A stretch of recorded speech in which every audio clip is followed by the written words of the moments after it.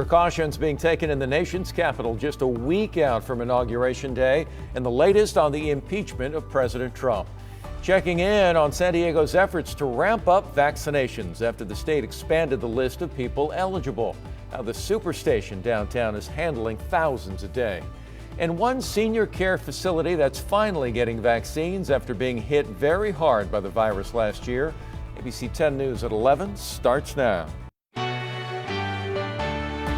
ABC 10 News at 11 starts now. So good to have you with us this midday. I'm Jim Patton, and I'm joined remotely by my co-anchor Virginia Cha and 10 News meteorologist Megan Perry. Great to see you both, and we'll be with you very shortly. Well, less than a week away from inauguration and a lot of prep going on in Washington, D.C. Thousands of National Guard troops descending upon the Capitol this week. Fences being put up around major landmarks. And today, officials announcing the National Mall will be closed for the inauguration. All this coming in the wake of those violent riots on Capitol Hill, which prompted House lawmakers yesterday to vote to impeach President Trump. ABC's Elizabeth Schulze has more on the proceedings and what comes next. Resolution is adopted. With less than a week left in office, President Trump is now the only president in American history to be impeached twice. Is there little time left? Yes. But it is never too late to do the right thing. It's also the most bipartisan impeachment in history, 10 Republicans joining Democrats to charge Trump with incitement of insurrection at the Capitol. Last week, there was a domestic threat at the door of the Capitol, and he did nothing to stop it. Democrats not buying the argument from most Republicans that impeachment would only divide the country more. A police officer was killed, and what I hear is time to heal. He's not even buried yet.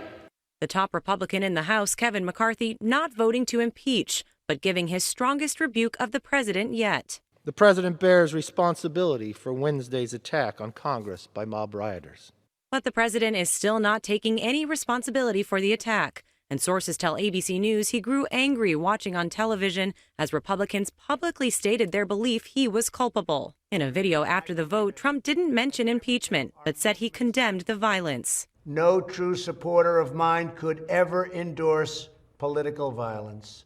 But the day they attacked the Capitol, he praised them. So go home. We love you. You're very special. The House must now send the article of impeachment to the Senate, which is on a break until next Tuesday.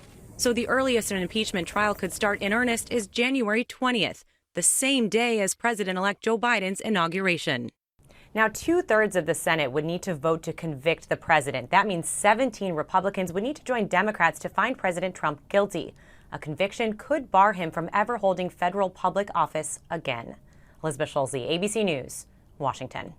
And in the wake of all the events in D.C. recently, we wanted to hear your thoughts. In a 10 News Union Tribune poll, we asked hundreds of San Diegans how they describe the people who stormed the Capitol. Out of the choices provided, 64% went with domestic terrorists, 20% said somewhere in between that and one of the other choices, patriots. And here's where the people surveyed fall on impeachment, 52% saying that they think that the president should be impeached. Virginia? Thank you, Jim.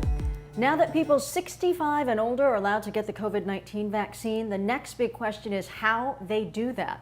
As ABC 10 News reporter Marie Coronel shows us, there are some things that need to be worked out before that can happen. This COVID-19 vaccine superstation was set up to get more people vaccinated.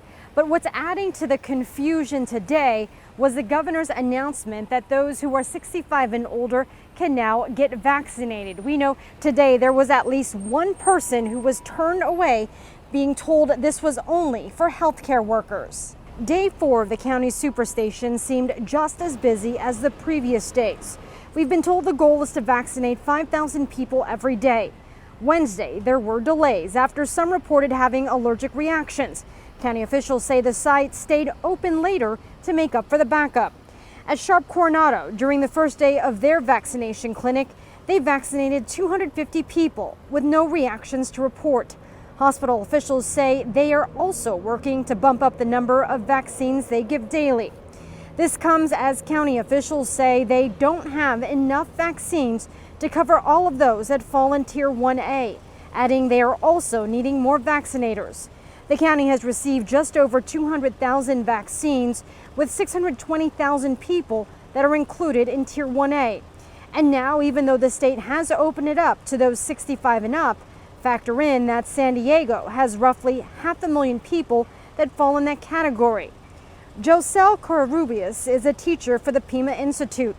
She was in line to get her vaccine and says despite hearing the reports of a shortage of vaccines, she's not worried about not being able to get her second dose in time. I'm just taking it one day at a time, today I'm going to get the vaccine, and when I can get my second dose, I'll do it.